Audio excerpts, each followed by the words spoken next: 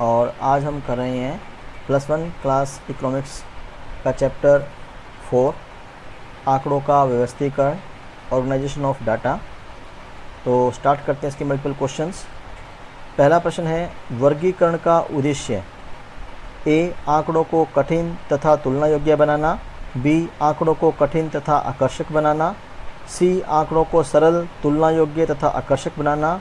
D, दोनों ए तथा B. तो हम जानते हैं कि जो वर्गीकरण होता है, क्लासिफिकेशन जो होता है, वो आंकड़ों को सरल बनाने के लिए होता है। तो जो इसका आंसर है सी, दैट इज़ राइट आंसर। आंकड़ों को सरल, तुलना योग्य तथा आकर्षक बनाना। एक अच्छे वर्गीकरण के मुख्य तत्व हैं व्यापकता, स्पष्टता तथा सजाचिता, अनुकूलता, उपरोक्त सभी। तो वर्गीकरण की तीनों विशेषताएं हैं, इसलिए जो डी है वो राइट आंसर है, उपरोक्त सभी।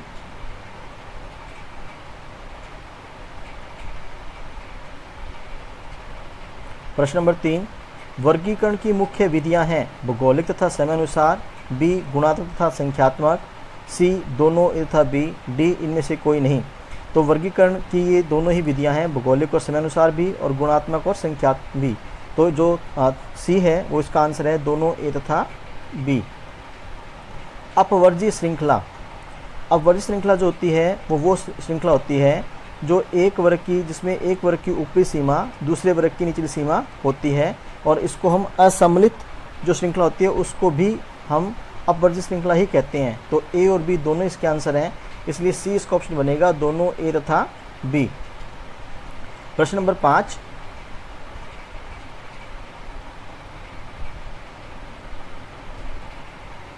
खुले सिरे वाली श्रृंखला वह श्रृंखला है जिसमें पहले वर्ग की निम्न सीमा नहीं दी होती, अंतिम वर्ग की ऊपरी सीमा भी दी हुई होती है। सी, दोनों ए तथा बी, और डी, इनमें से कोई नहीं।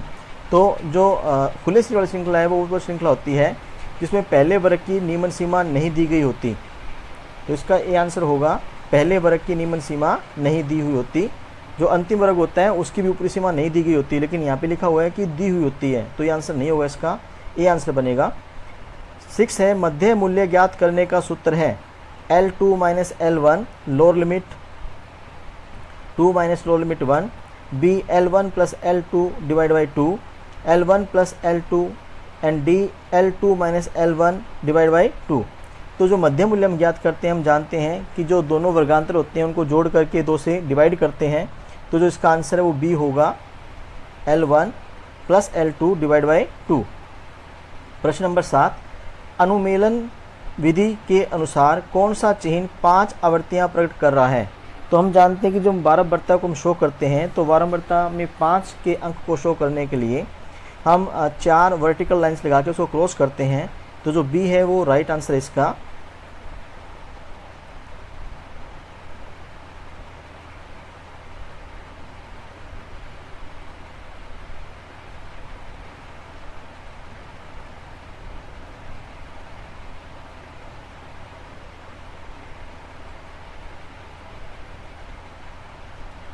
फिलिप्स, आंकड़ों के व्यवस्थीकरण द्वारा आंकड़ों को ढंग से प्रस्तुत करने समझने योग्य बनाया जाता है, सरल व व्यवस्थित, कठिन व अव्यवस्थित। तो हम जानते हैं कि आंकड़ों के व्यवस्थीकरण द्वारा आंकड़ों को सरल व व्यवस्थित बनाया जाता है, तो इसका आंसर होगा सरल व व्यवस्थित। वर्गीकरण का मुख्य उद्देश्य आंकड़ों को संक्षिप्त तथा प्रभावशाली, विस्तृत तथा भद्दा। तो हम जानते हैं कि वर्गीकरण का उद्देश्य जो होता है वो आंकड़ों को संक्षिप्त और प्रभावशाली बनाना होता है। किसी तथ्य की वह विशेषता जिसे डैश के रूप में मापा जाता है चर कहलाती है, शब्दों और संख्याओं में। तो हम जानते हैं कि जो तथ्य होता है जब उसको संख्याओं व्यक्त करते हैं तो वह चर कहलाता है। वे आंकड़े जिन्हें अनुसंधानकर्ता अपने अनुसंधान के दौरान संकलित करता है कहलाते हैं शुद्ध आंकड़े और व्यवस्थित आंकड़े। तो अनुसंधानकर्ता जब अनुसंधान क्षेत्र में आंकड़े इकट्ठे करता है तो उनको हम शुद्ध आंकड़े कहते हैं। खंडित श्रृंखला में आंकड़ों की प्रत्येक इकाई का निश्चित माप डैश है स्पष्ट हो जाता है, संभव नहीं हो पाता। तो हम जानते हैं कि खंडित श्रृंखला में जो आंकड़ों की प्रत्येक इकाई है उसका एक निश्चित माप होता है, उसमें वो स्पष्ट हो जाता है। प्रश्न नंबर 6,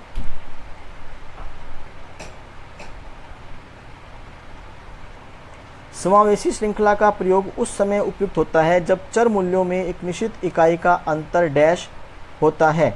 तो समावेश श्रृंखला जो होती है, हम जानते हैं कि उसमें जो मदें होती हैं लिमिट की, उनको शामिल किया जाता है, अपर लिमिट को शामिल किया जाता है उसके अंदर।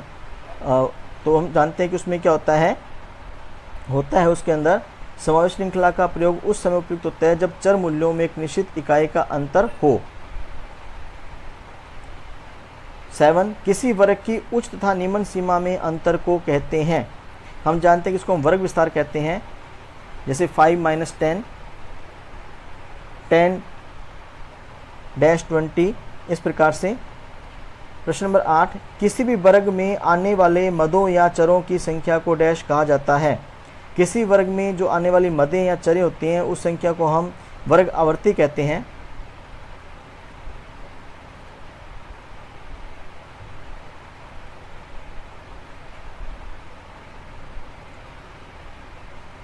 Now true and false. वर्गीकरण का मुख्य उद्देश्य आंकड़ों की उपयोगिता में वृद्धि करना है। तो हम जानते हैं कि जो हम वर्गीकरण करते हैं उसका मुख्य उद्देश्य आंकड़ों में की जो उपयोगिता होती है उसमें वृद्धि करना होता है। तो सत्य है, ये ट्रू है।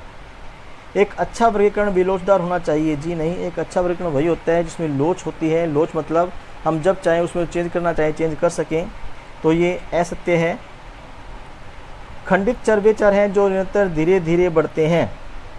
जी नहीं, खंडित चर वो चर नहीं होते जो धीरे धीरे बढ़ते हैं, ये एकदम से इंक्रीज होते हैं। व्यक्तिगत श्रृंखला एकमात्र सांख्यिकीय श्रृंखला है। जो व्यक्तिगत श्रृंखला होती है वो एकमात्र सांख्यिकीय श्रृंखला है, ये भी असत्य है।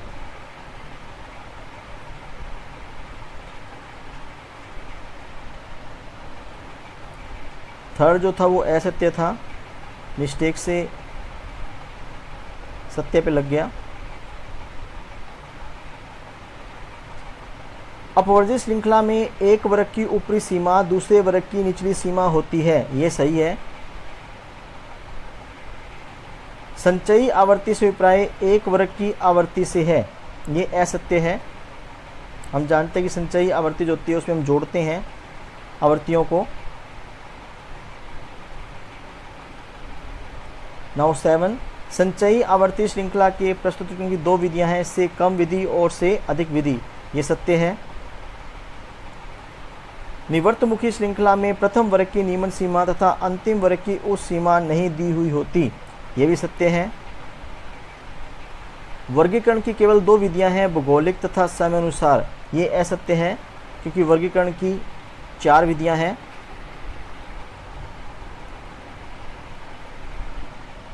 Thank you.